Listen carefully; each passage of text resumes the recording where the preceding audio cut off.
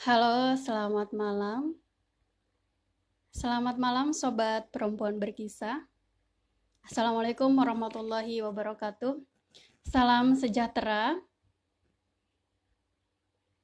Bersama perempuan berkisah, semoga obrolan kesekian kali ini tidak membuat teman-teman merasa bosan ya. Kali ini saya sudah menjemput Dr. Sandra untuk meneruskan obrolan kita di hari sebelumnya. Sebentar, semoga Dr. Sandra sudah ada. Teman-teman, sebelum memulai obrolan kita dan sebelum Dr. Sandra muncul, halo. Hai, selamat Ya, selamat malam sayang. malam. Halo.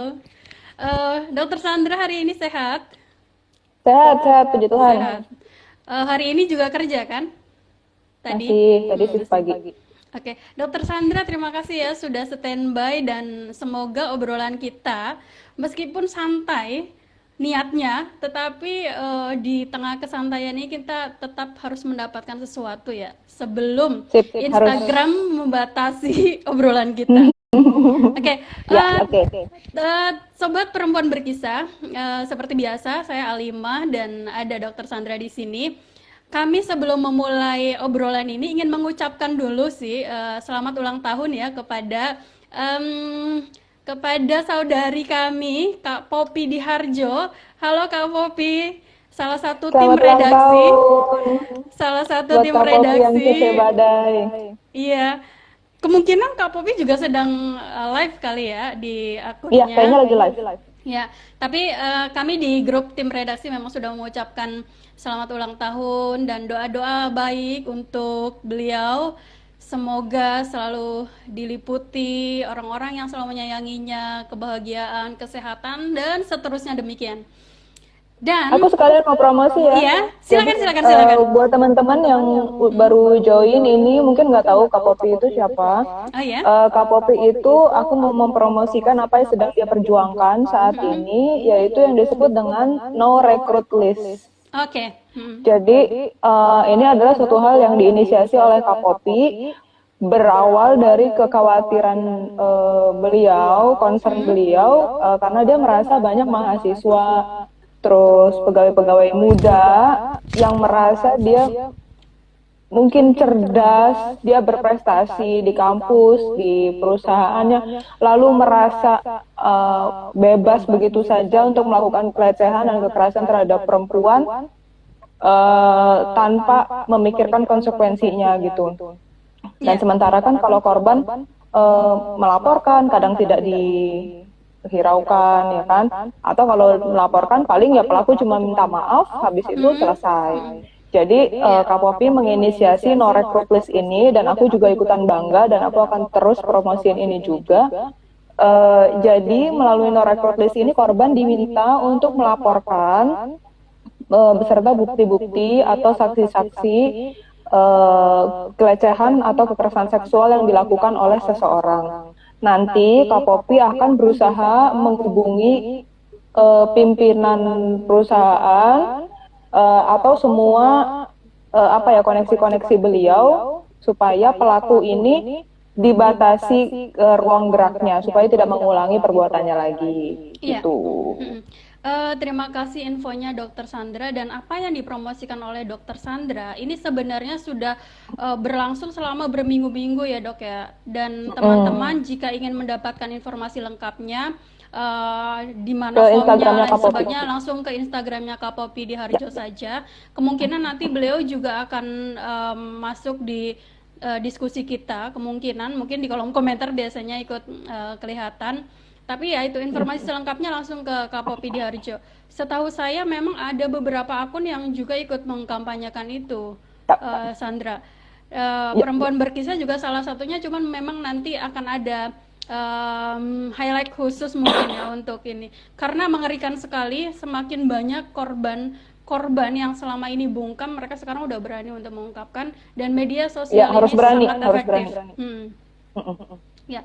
Ya. Oke, ada lagi informasi sebelum kita membuka diskusi kita, Sandra? Udah. Paling aku masih mengingatkan teman-teman atau yang belum ikut kemarin, eh, yang kemarin kita bahas adalah Iya. soal istirahat yang produktif ya. Mm-mm. Jadi bagaimanapun kita bekerja atau kita belajar dari rumah, usahakan setiap 2 jam itu istirahat minimal 10 menit dan istirahatnya harus produktif, yaitu benar-benar sambil stretching, mengistirahatkan mata, banyak minum air putih atau makan makanan bergizi. Itu yang pertama. Terus yang kedua soal berjemur. Berjemur, yang saya sarankan, yang saya rekomendasikan adalah berjemur yang masuk akal. Jadi tidak perlu repot untuk mencari sinar matahari terbaik itu di jam berapa. Silahkan kalian cocokkan sendiri dengan kegiatan kalian, dikombinasikan berjemurnya dengan aktivitas yang sehat lainnya. Sesuaikan dengan jadwal dan kebutuhan serta waktu kalian. Itu. Mm-mm. Dan menarik juga Apalagi yang kemarin kemarin ya, Mbak, dari ya? kemarin menarik juga dari Dokter Sandra tentang istirahat ya. Jadi istirahat yang produktif. Misalnya saya mengetik sekitar berapa jam, maka saya harus istirahat, harus segera bangkit dari tempat duduk saya dan saya melakukan stretching misalnya. Karena istirahat pun harus dipikirkan, istirahat kita tidak kemudian istirahat tidur begitu saja, tapi ya Betul. bergerak melakukan sesuatu. Ini yang disebut dengan istirahat produktif tadi. Dan banyak minum air putih ya pastinya, Iya, betul. dokter. Nah, karena kemarin kita membahas tentang isu kesehatan sudah ada dan sejumlah pertanyaan, pernyataan juga sudah ada dari teman-teman. Masih ada 2 tema lagi yang penting untuk kita bahas di diskusi kita bareng Dokter Sandra ini. Ini juga sebenarnya rekomendasi dari Dokter Sandra sendiri yang akan membahas ini. Kita semua Betul, termasuk betul. saya. Ya, ini tentang bagaimana sih meningkatkan rasa percaya diri. Nah, di luar itu, kemungkinan jika masih ada waktu, kita akan bahas tentang pengelolaan keuangan atau literasi keuangan, termasuk kita akan bahas soal jaminan kesehatan. Mungkin ini informasi yang sudah banyak teman-teman baca di berita juga, tetapi mungkin kita akan ada strategi khusus dari dokter sana yang kita juga nggak tahu seperti apa. Dok, mungkin kita Kalau misalkan langsung nggak keburu yang hari ini, mungkin bisa berikutnya lagi kali ya, Mbak iya, ya. nanti kita atur Batasin lagi ya. jadwalku ya. Oke, Iya, sip. Oke. Oke. Kayaknya kita langsung Jadi ke ini tadi yang soal meningkatkan kepercayaan diri ya. Iya. Oke. Jadi aku mungkin mau kasih beberapa saran dan terutama yang bisa dilakukan oleh teman-teman di suasana work from home ini. Karena banyak banget keluhan yang aku terima selama work from home ini, banyak sekali yang jadi drop, baik secara fisik maupun secara psikologis. Jadi mereka jadi mudah cemas, mereka jadi semakin depresi, semakin lesu, semakin rasanya tidak bergairah untuk melakukan apapun. Jadi ini juga termasuk saran-saran untuk teman-teman bisa lakukan kalau sekarang mungkin ngerasa oke-oke aja, tapi mau meningkatkan kepercayaan dirinya ya. Jadi aku merangkum sendiri nih dari beberapa buku dan apa yang selama ini aku pernah dapat gitu ya. Yang pertama itu aku ngambil dari buku Jordan Peterson yang judulnya 12 Rules of Life.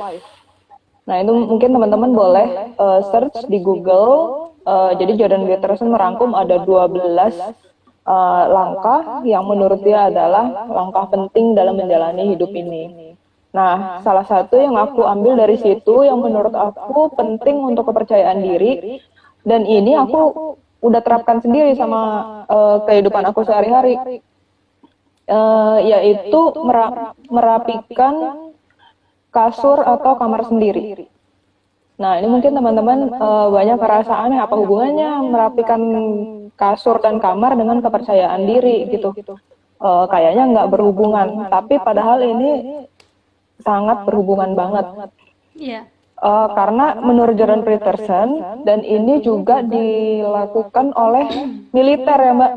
Jadi tentara-tentara itu tuh setiap pagi itu dengan kedisiplinan mereka itu yang pertama kali harus dilakukan adalah merapikan tempat tidur mereka.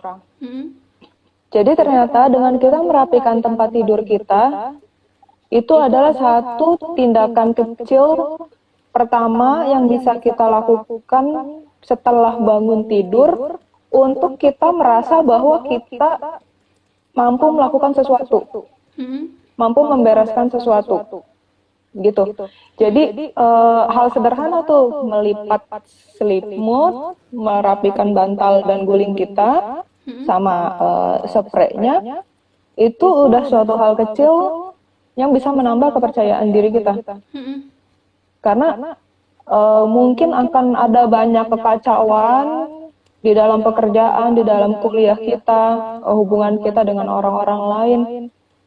Tapi kalau kita memulai hari dengan perasaan bahwa kita mampu melakukan sesuatu, atau saat kita kembali ke kamar, saat kita kembali ke rumah, dan kita melihat bahwa kamar kita bersih, rapih, kita akan ada perasaan bahwa, oh, ternyata hidupku nggak terlalu berantakan-berantakan banget, gitu. Jadi itu adalah filosofi dari kenapa kita harus merapikan kasur dan kamar kita setiap hari, gitu. Mungkin teman-teman yang kalau males pasti bilangnya, dulu saya juga kayak gitu tuh Mbak, pasti bilangnya, ngapain dirapiin, ntar lagi juga aku tidurin bakal berantakan lagi, gitu. Padahal itu adalah salah satu yang sangat bagus untuk psikologis kita, untuk kepercayaan diri kita. Itu yang pertama, Mbak. Terus yang kedua itu, nah ini aku selalu promosiin sama seperti yang kemarin juga, yaitu olahraga. Karena olahraga itu menstimulasi hormon-hormon positif di dalam diri kita. Golongan-golongan hormon endorfin itu ya, dopamin, epinefrin, yang membuat kita semangat, membuat kita positif. Itu bisa kita dapat salah satunya dari olahraga. Itu keuntungan dari olahraga ya. Yang kedua, banyak sekali gerakan-gerakan olahraga itu yang membentuk postur tubuh menjadi lebih tegak. Ya kan? Jadi itu juga selalu dipromosikan ya sama psikolog-psikolog, termasuk motivator-motivator juga, karena mereka bilang postur tubuh, postur fisik kita itu mempengaruhi emosi kita. Jadi kalau misalkan kita cenderung jalan atau duduk atau berdiri itu membungkuk dengan bahu rendah, kepala menunduk, itu emosi yang lebih mudah untuk keluar adalah emosi yang negatif. Sementara kalau misalkan kita tegak, kepala ngangkat, dagu ngangkat, bahu tegak, lurus seperti ini. Kita berdiri dengan dua kaki yang mantap di lantai. Itu yang keluar adalah emosi-emosi bagus. Karena nggak ada kan Mbak, orang yang nangis itu tapi postur badannya itu tegak. Itu semua orang kalau menangis postur badannya, wajahnya, kepalanya semua pasti menunduk, bahunya turun, semuanya lesu gitu. Nah ini kita bisa memodifikasi psikologis kita, emosi dan perasaan kita itu dengan memodifikasi fisik kita, gitu. Iya, itu yang kedua tuh Mbak. Nah terus yang satu lagi nih ya buat teman-teman, 3 aja kalau saran dari aku untuk kepercayaan diri. Yaitu teman-teman harus berusaha untuk break down the plan. Jadi misalkan teman-teman punya suatu rencana tertentu atau punya cita-cita tertentu ya, target tertentu. Nah itu teman-teman bisa menggunakan saran yang ketiga ini dari aku ini. Jadi teman-teman harus bisa memecah target itu menjadi target atau langkah-langkah yang lebih kecil. Ini mungkin teman-teman kan kalau misalkan punya target tertentu, misalkan yang kerjanya sales gitu. Misalkan di target satu orang harus 100 juta penjualan 1 bulan. Mungkin di dalam hati udah langsung ciut gitu ya. terus langsung ngerasa aku nggak bisa, aku nggak percaya diri gini. Jadi caranya adalah jangan melihat itu sebesar itu, harus dipecah supaya kita merasa bahwa kita bisa, oh langkah yang kecil ini sudah selesai, lalu langkah berikutnya gitu. Nah, cara memecahnya itu ada singkatannya Mbak. Hmm? Singkatannya itu SMART, Oh, oke. SMART. Hmm? Nah, ini bisa juga di Google. Jadi S yang pertama itu adalah spesifik. Oke. Yang kedua adalah measurable, Hmm? bisa diukur, Oke. terukur. A-nya adalah achievable, Hmm? bisa diraih, memungkinkan untuk diraih. Terus yang R-nya relevan, jadi harus sesuai target kita, jangka panjangnya apa, ya langkah-langkah kecil kita harus sesuai dengan mengarah ke situ gitu ya. Terus yang T-nya itu adalah time related. Jadi kita tentukan sendiri nih target waktunya. Nah, jadi misalkan ya teman-teman berkaitan dengan olahraga lagi nih. Teman-teman kan biasanya udah nggak bisa punya komitmen untuk olahraga setiap hari, ini nggak memungkinkan. Orang mesti fitness setengah jam, terus olahraga paling bagus itu minimal seminggu 3 kali. Hmm? Terus semua orang udah langsung nggak bisa, langsung ngerasa aduh aku nggak mampu gitu. Padahal rencananya mau nurunin berat badan gitu, ya kan? Nah, itu teman-teman bisa memecah cita-cita menurunkan berat badan itu menjadi langkah-langkah kecil. Jadi misalkan aku contoh ini, ada yang mau menurunkan berat badan 50 kilo misalnya. Oh, itu kan banyak banget tuh yang harus dilakukan kan. 50 kilo harus turun dalam waktu 1 tahun, kayaknya ini banget ya, sulit banget gitu, jauh banget. Nah, itu teman-teman bisa pecah target itu menjadi langkah-langkah kecil. Misalnya, kan berdasarkan yang SMART tadi itu, yang S-nya itu spesifik kan ya. Nah, spesifik ini ya teman-teman harus tentuin, jangan bilang targetnya cuma saya mau kurus. Nggak bisa, teman-teman harus tentuin kurusnya itu seberapa, kapan kurusnya. Nah, itu yang spesifik. Itu bisa teman-teman catat tuh. Terus yang M, measurable. Nah, measurable ini artinya itu memungkinkan untuk diraih. Kalau teman-temannya 50 kilo dalam waktu seminggu, nggak mungkin dong. Itu udah nggak masuk akal. Itu udah bakal membuyarkan semua kepercayaan diri kita. Itu udah langsung pikirnya, udah nggak bakal aja bisa dicapai kayak gitu, ya. Jadi harus dipecah jadi lebih kecil, misalkan setengah kilo dalam waktu seminggu. Nah, bisa kan? Bisa diukur kan? Berarti misalkan harinya hari apa nih? Hari Kamis. Berarti minggu depan udah harus setengah kilo nih, lebih berkurang dari yang minggu ini, ya kan? Dan itu measurable. Terus yang A itu achievable, mungkin untuk diraih. Memungkinkan kan kalau setengah kilo atau 1 kilo dalam seminggu. Nah, dipecahnya seperti itu. Jangan dari target 50, dipecahnya cuma 25 kilo, 25 kilo. Gitu, kan 25 kilo dalam waktu seminggu nggak masuk akal. Ya.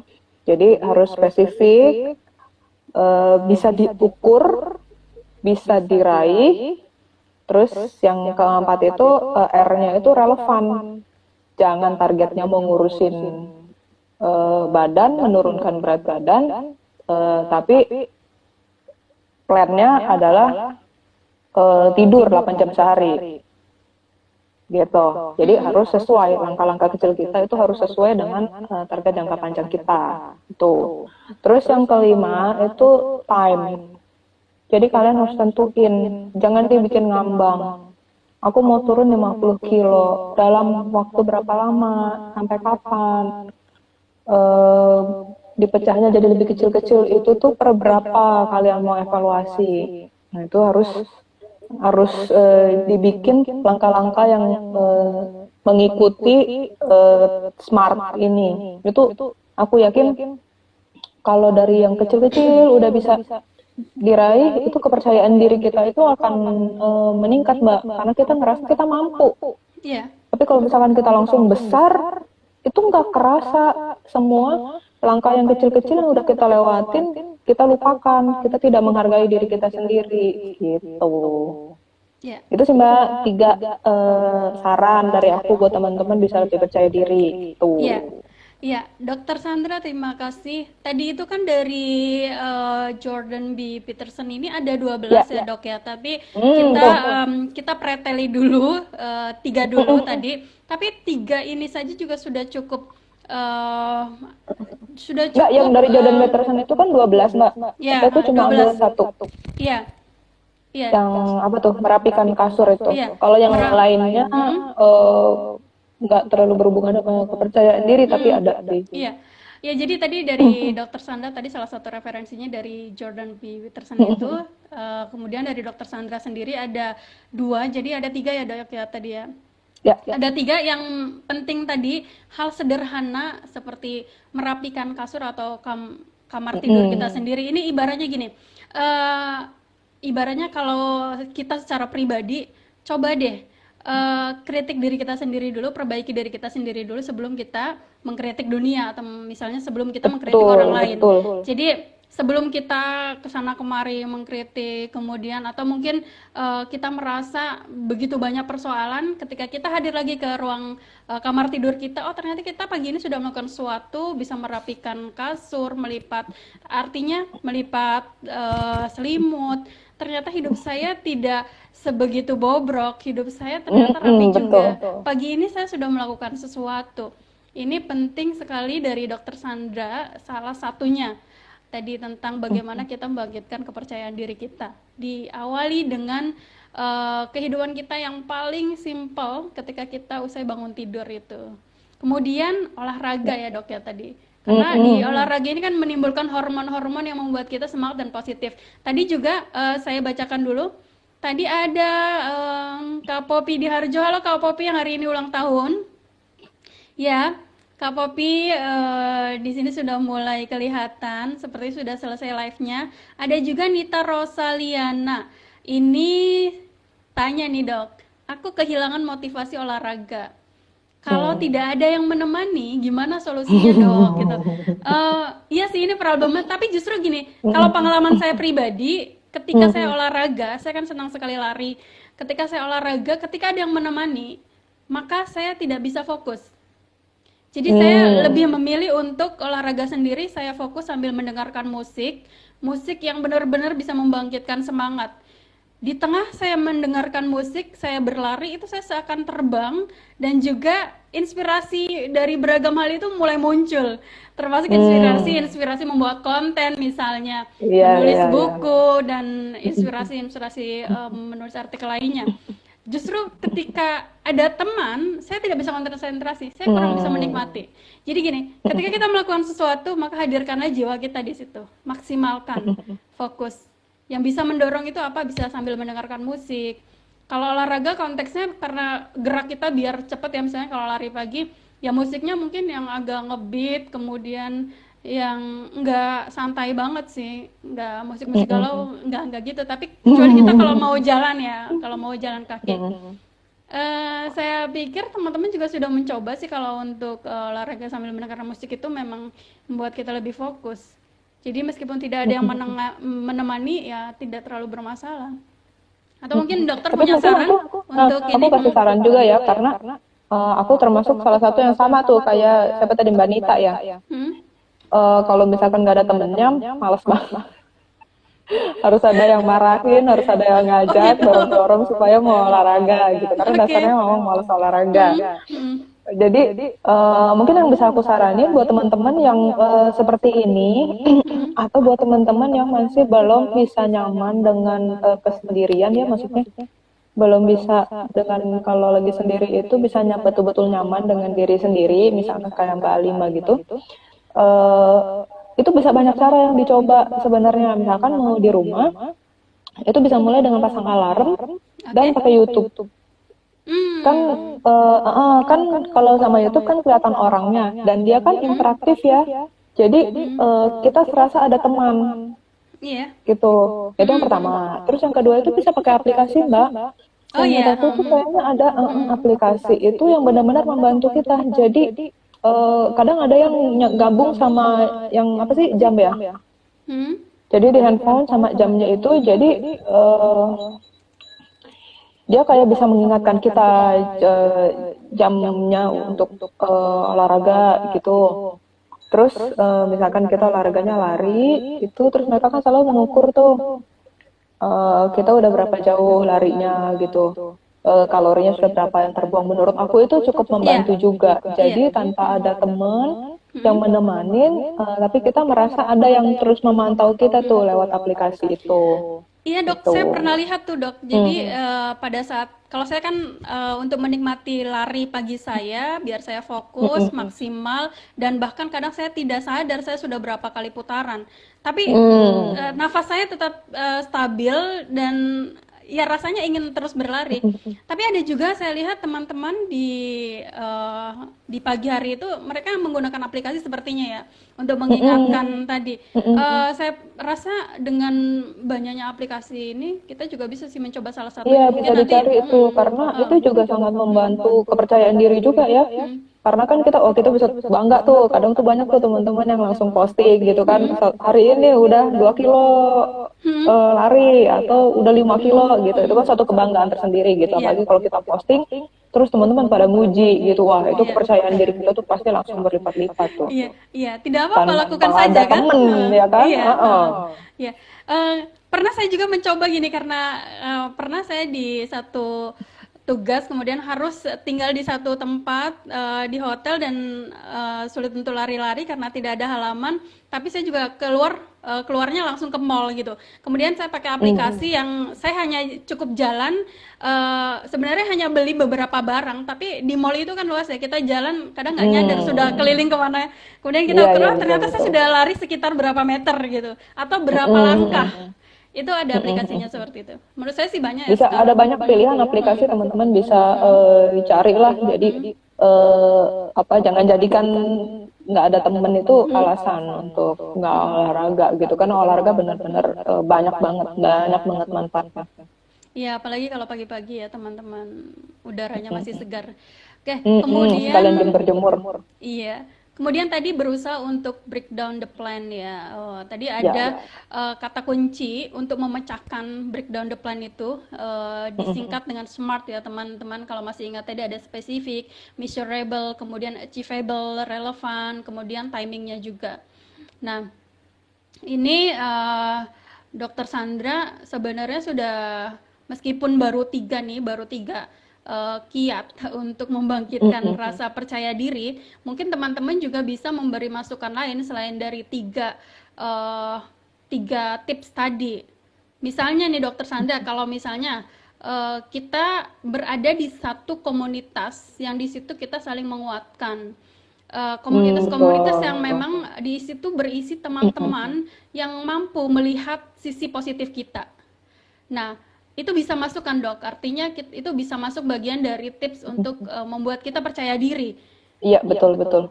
Kita Jadi berada aku di selalu aku tuh selalu menyarankan ke teman-teman aku ya bahwa kita adalah teman-teman kita. Siapa ya. kita tuh tergantung dari siapa kita bergaul gitu. Jadi ini juga teman-teman harus pikirkan. Mm-mm. Misalkan kita punya cita-cita apa, kita punya rencana apa gitu. Kita ingin diri kita menjadi orang yang seperti apa. Nah itu kita harus tentukan, kita benar-benar pikirkan. Nah menuju ke situ, salah satu faktor yang besar yang berpengaruh itu adalah lingkungan kita, teman-teman Iya. kita, dari mana kita bisa belajar, dari mana kita sharing gitu. Nah, itu tuh penting banget. Jadi aku tuh mau sharing sekalian ya, Mbak ya. Iya.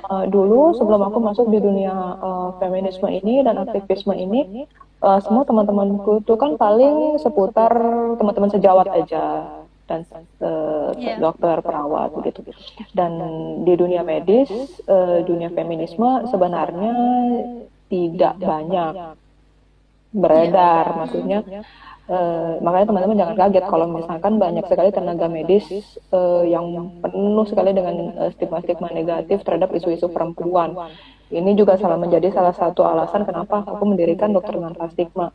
Karena begitu banyaknya teman-teman medis yang tidak paham dengan isu-isu feminisme, isu-isu kekerasan, kesetaraan gender, disabilitas, dan lain-lain. Jadi eh, aku nggak ngerti apa-apa tuh, tapi begitu aku mulai tertarik dengan dunia ini, berangkat dari pengalamanku sendiri, aku mulai mengganti pertemananku. Mm. Jadi itu benar-benar dari usaha aku sendiri. Jadi aku cari semua kegiatan-kegiatan, seminar, apa acara nonton bareng, diskusi, apa itu semua aku ikutin. Dan aku bukan cuma ikutin, aku niatkan untuk mencari teman di situ. Jadi setiap kali aku datang ke acara itu benar-benar aku lawan semua rasa tidak percaya diri aku, terus apa cemas, itu semua aku lawan untuk aku bisa dapatin teman. Dan sekarang aku sudah dapat banyak banget teman-teman yang pikirannya sangat terbuka, bisa menambah informasi, menambah ilmu pengetahuan buat aku, termasuk salah satunya perempuan berkisah ini gitu. Jadi aku merasa benar-benar banyak belajar dari lingkungan aku. Nah ini menurut aku penting banget buat teman-teman itu memilah, bukannya kita pilih-pilih teman ya, kita berteman dengan siapa aja, tapi yang benar-benar ada di dalam lingkaran yang dekat dengan kita itu harus orang-orang yang eh, apa ya, bermakna, Iya. memberikan Mm. manfaat, memberikan apa, bukan hanya soal positivity ya.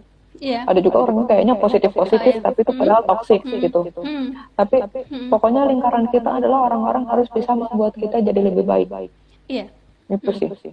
Ya, jadi sekarang kita tambah satu lagi nih, dan sebenarnya dari Cari yang teman. yang 4 ini tadi bisa juga ditambah dari pengalaman teman-teman, mungkin bisa ditulis di kolom komentar ya.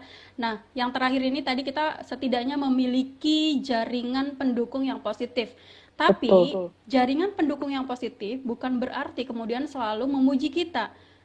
Oke, mengapresiasi tapi berbeda dengan selalu memuji terus-menerus tanpa memberikan kritik kepada kita atau mengajak kita berpikir untuk menganalisa diri kita sendiri. Karena bisa jadi tadi yang selalu memuji-muji itu juga belum tentu juga kan memberikan input tersendiri kepada kita.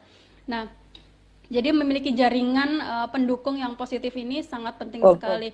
Ini pengalaman perempuan berkisah ya, Dok Sandra.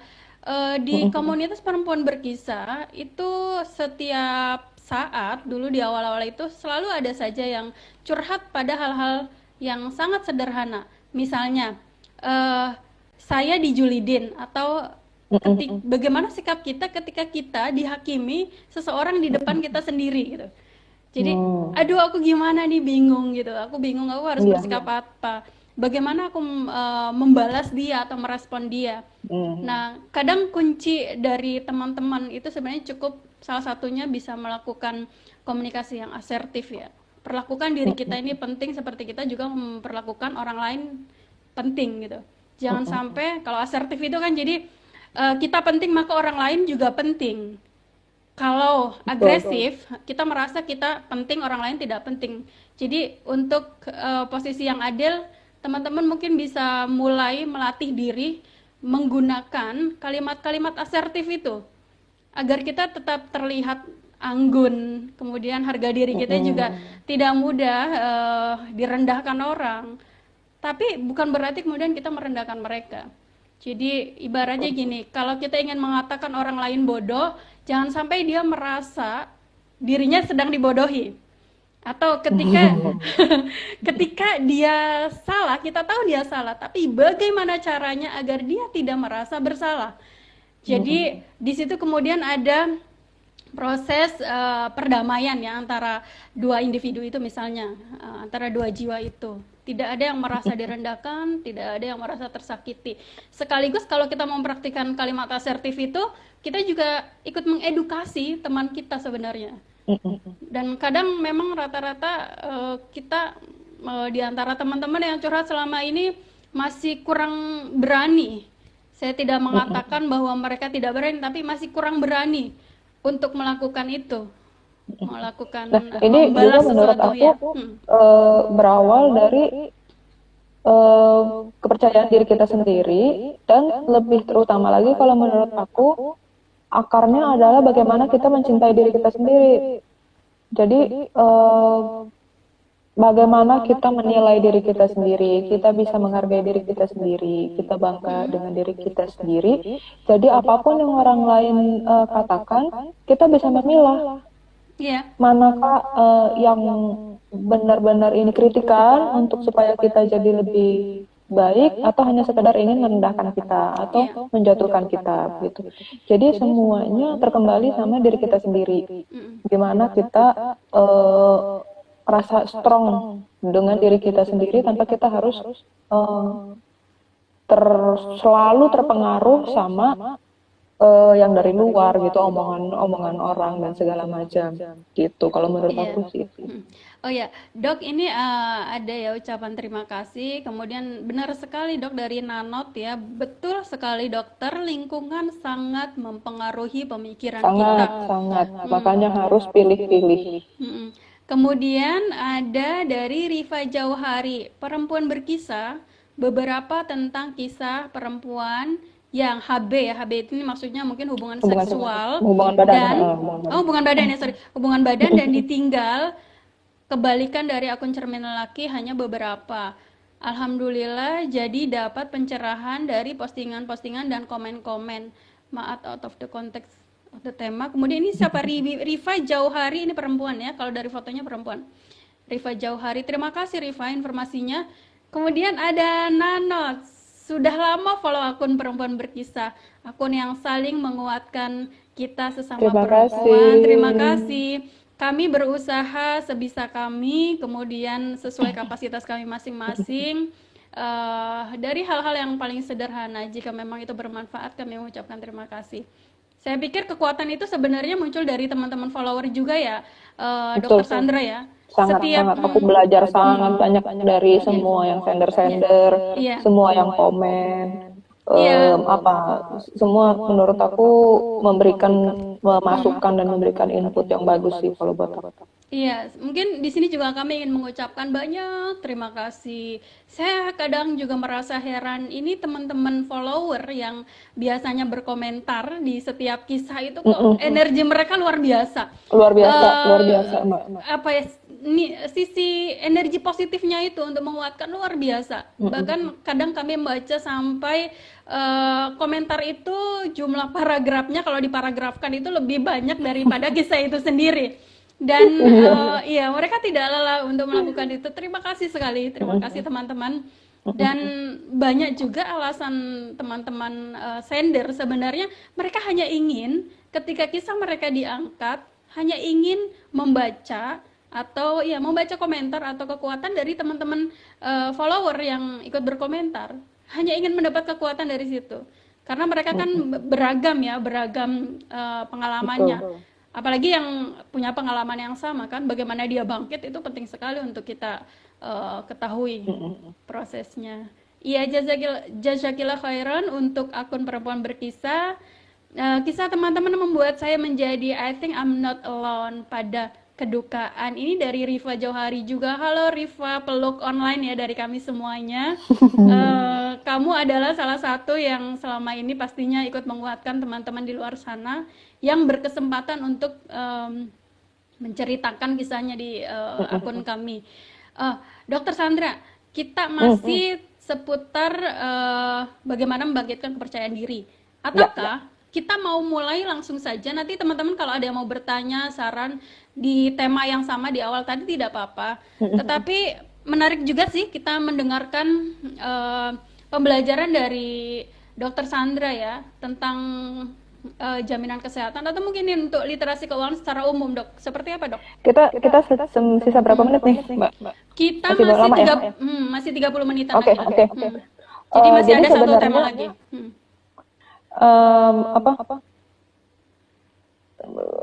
Oh, ada yang komen Iya, nanti iya, dibacain. Oke. iya nanti deh. Jadi sebenarnya aku kan bukan ahli keuangan ya, aku bukan pakar finansial. Aku cuma berusaha men-sharingkan apa yang aku ketahui, terutama dua hal utama, yaitu asuransi kesehatan dan pinjaman online. Mm-mm. Ini aku ngerasa dua hal ini sangat erat dengan aku.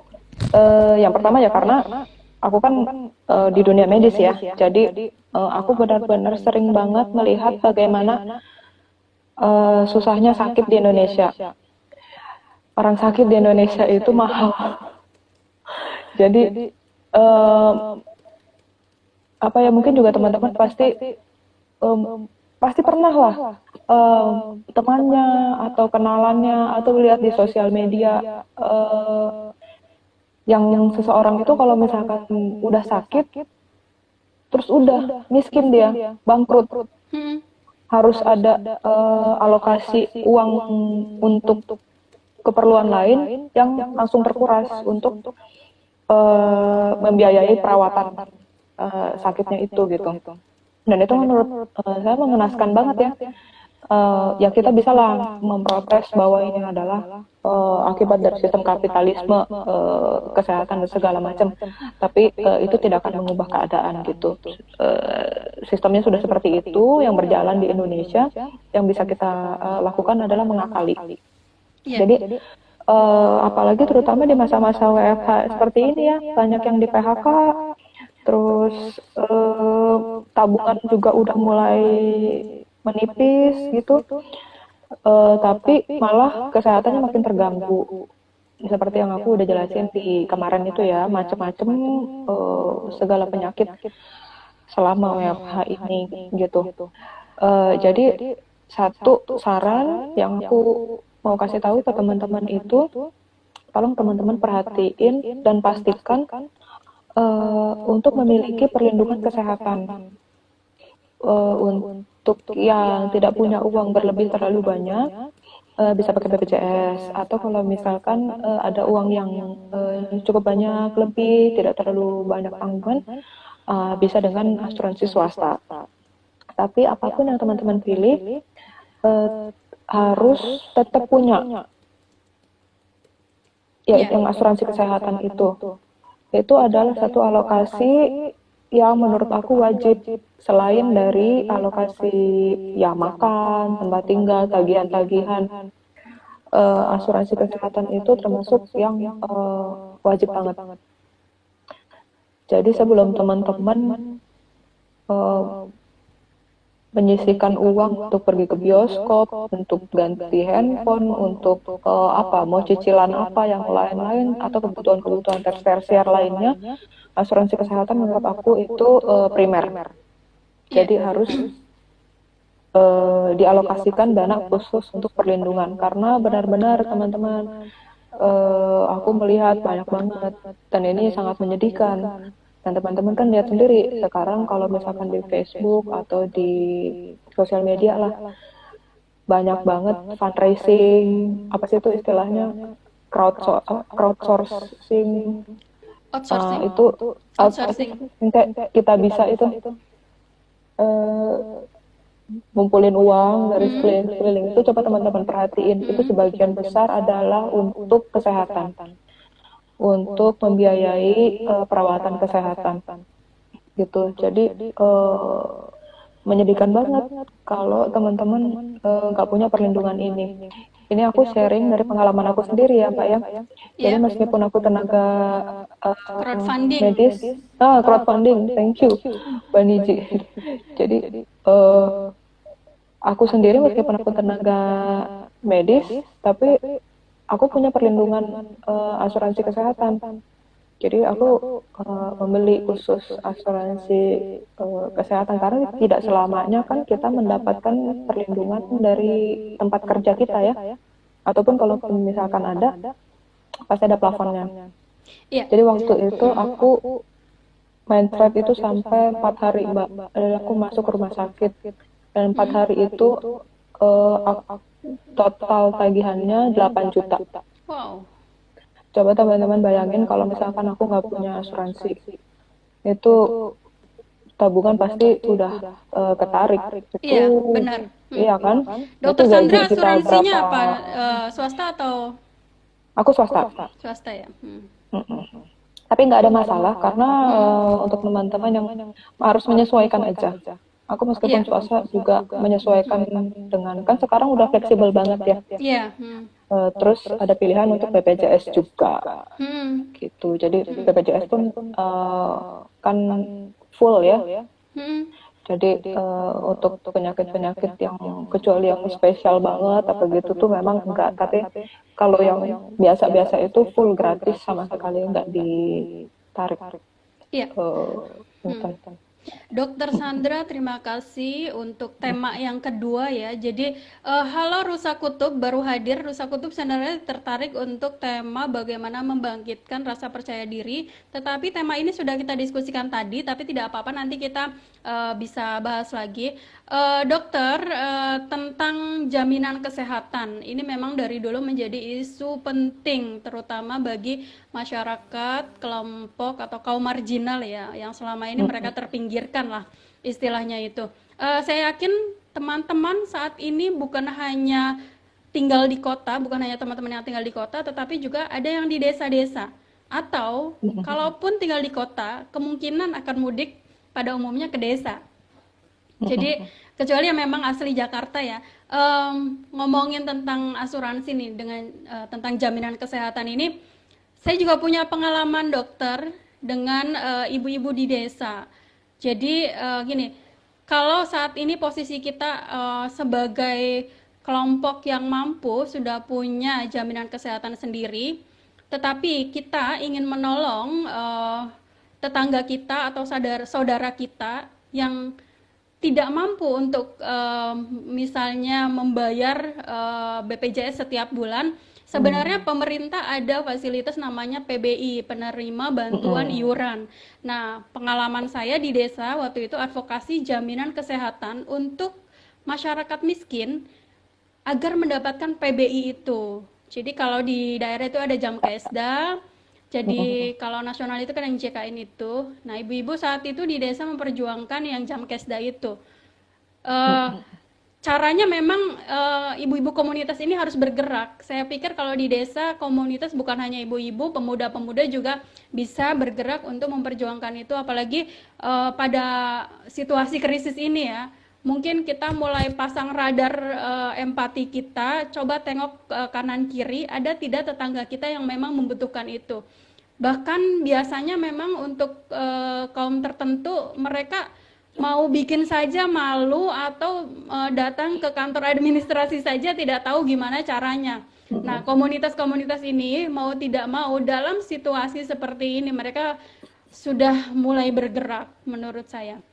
Ini ibarat kesehatan ketika ada yang sakit tetangga kita tidak kemudian kalau puskesmasnya jauh atau rumah sakitnya jauh, kemudian dokternya atau susternya bisa langsung mengetahui sakitnya. Tapi di sini peran komunitas dulu bekerja, termasuk dalam jaminan kesehatan. Dan waktu itu seru sekali, ternyata kita bisa memperjuangkan orang-orang di sekitar kita untuk mendapatkan itu. Jadi kalau PBI itu atau penerima bantuan iuran ini kan mereka tidak harus bayar per bulan, Ya, tetapi gratis. sudah, iya gratis. Tapi mendapatkan manfaat yang sama. Iya, benar. Mereka juga tidak harus buka rekening yang sama seperti halnya kita yang dapat BPJS mungkin dari kantor kita ataupun memang sudah kita urus dari keluarga kita seperti itu. Jadi Jadi kalau bisa usahakan mungkin itu. mungkin kalau buat teman-teman nih kan nih Rusak Kutub ini bilang BPJS Lab banyak kak yang nggak di cover. Nah atau banyak kritikan-kritikan lain ya soal BPJS misalkan antrinya panjang lah, ribet, harus rujukan, ini itulah obat banyak yang nggak di cover segala macam. Tapi aku selalu bilang sesuaikan dengan kemampuan kalian. Kalau memang kalian punya kemampuan lebih dan merasa BPJS tidak bisa memenuhi kebutuhan perawatan kesehatan kalian, ya pilih asuransi swasta. Tapi kalau kalian tidak punya dana yang berlebih terlalu banyak, menurut saya BPJS itu tetap sangat membantu. terlepas dari banyak kekurangannya ya BPJS, tapi ini tetap sangat membantu daripada kalian tidak punya sama sekali. Ya, Percayalah kalau tanpa asuransi itu akan lebih hancur keuangan kalian. ya, Minimal BPJS mengcover apa yang bisa di cover. ya. Artinya kan kalian tinggal menambahkan apa yang tidak di cover oleh BPJS gitu. Karena sakit itu bukan cuma orangnya bukan cuma pasiennya ya yang keluar biaya, keluarganya yang merawat, ya kan, yang menemani di rumah sakit harus berapa hari, harus meninggalkan pekerjaan mereka, yang dibayar harian. Nah, itu kan semua harus digantikan. Itu kan biaya, itu kan kerugian gitu. Jadi bagaimanapun tetap menurutku asuransi kesehatan apapun bentuknya, mau BPJS, mau asuransi swasta, mau dari kantor semua, nah itu uh, tetap masih lebih mending daripada Iya. nggak ada sama sekali gitu. Oke, terima kasih Dokter Sandra. Bagi teman-teman yang saat ini baru bergabung, ini bahas apa ya? Aku ketinggalan. Oke, di awal tadi kita membahas tentang bagaimana membangkitkan atau tips membangkitkan rasa percaya diri kita. Tadi ada sekitar 4 tips dari kita, terutama dari Dokter Sandra yang mengutip salah satu bukunya Jordan B. Peterson. Oh, tadi ada Kemudian, yang kasih info apa tuh iya, soal iya, Jordan iya, Peterson tuh? iya, dia ingin validasi tentang referensi yang tadi kita bahas. Ini based on teorinya Jordan Peterson. Yes, FYI is Iya right betul. wings yang mengklaim bahwa feminis itu an unconscious wish for brutal male domination. Wah, ini juga bisa menjadi wacana baru nih, diskusi baru untuk kita. Tadi Dokter Sandra dari John Peterson itu dia hanya mengambil satu ya dok ya, mengambil satu tips Intinya yaitu aku gini Mbak, aku suka baca. Aku baca buku apapun. Buku yang nggak ada hubungannya sama diriku sendiri juga aku baca. Eh, buku tentang agama lain, buku dari orang dengan pemikiran apalah, termasuk yang dari right wing atau apa, aku baca semua.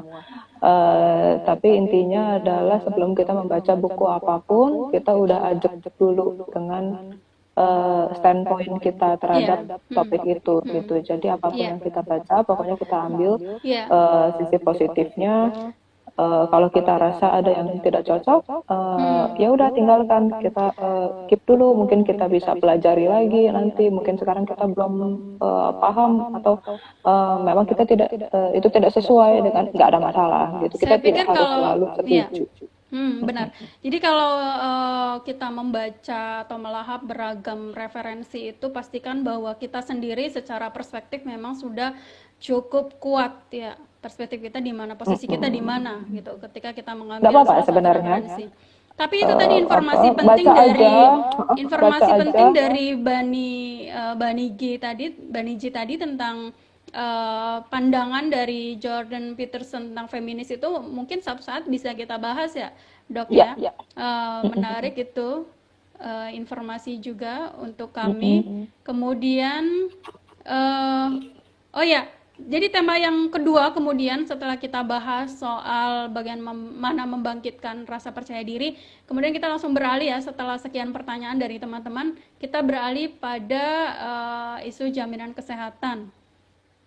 Makanya tadi kemudian ada diskusi tentang jaminan kesehatan ini. Dok, bagaimana kalau kita baca dulu komentar-komentar terbaru?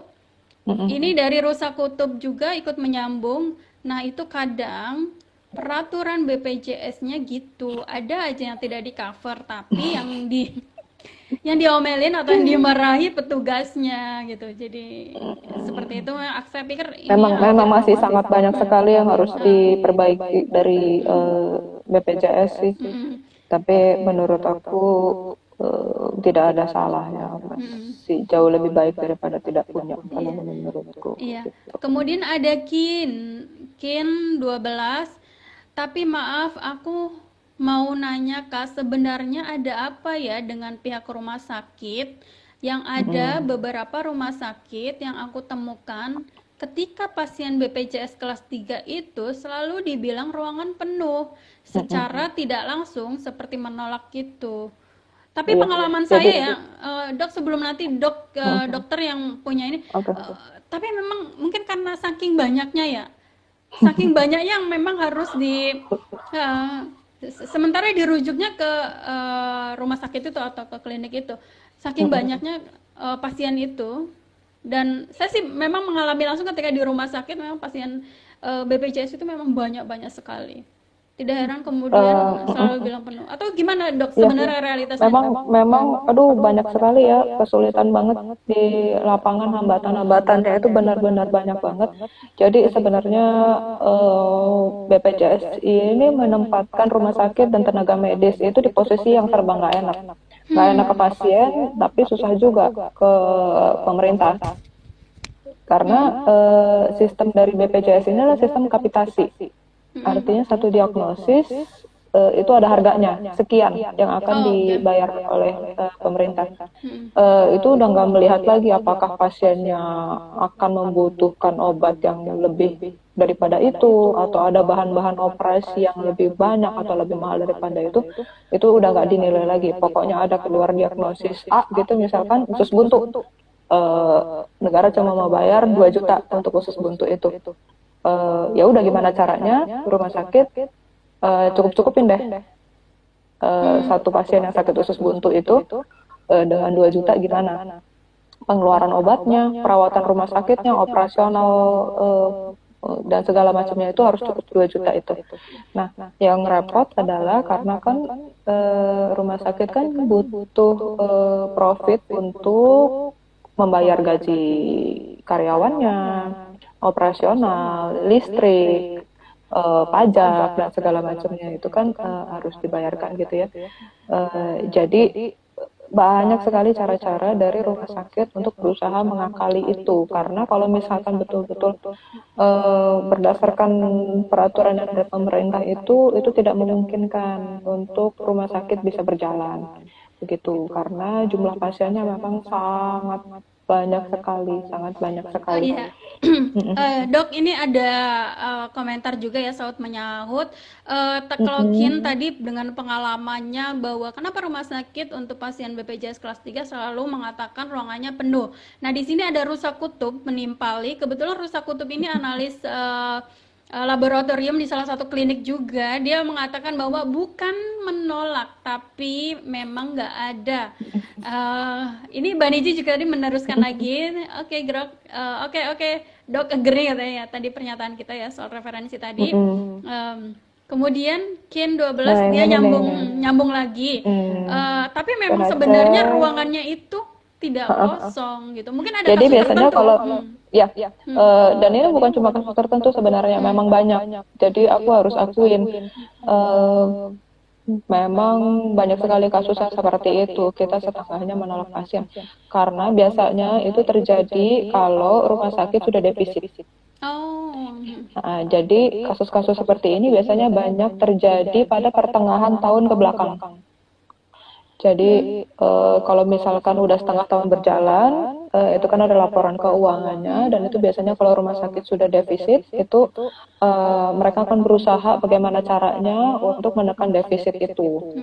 Begitu, salah satunya dengan mengakali peraturan-peraturan di BPJS. Memang ini akhirnya yang jadi korban adalah pasien. Makanya sebenarnya aturan BPJS itu banyak sekali yang masih harus diperbaikin, karena serba salah juga untuk di tenaga medis itu juga serba nggak enak. Kita di tengah-tengah, kayak aku ya posisinya sebagai dokter, aku ingin menjelaskan ke pasien, sulit menjelaskan bahwa kita tidak bisa menerima lagi dengan BPJS karena rumah sakit sudah defisit gitu kan, kita tidak mungkin. Jadi alasan yang paling mungkin diberikan adalah ruangannya penuh gitu ya, mohon maaf untuk pasien, tapi sistem BPJS yang seperti ini dari pemerintah ini memang menyusahkan untuk operasional rumah sakit gitu. Karena kalau misalkan diteruskan terima dan pemerintah tidak bisa membayar, rumah sakit sudah defisit, itu teman-teman perlu tahu juga ya, pembayaran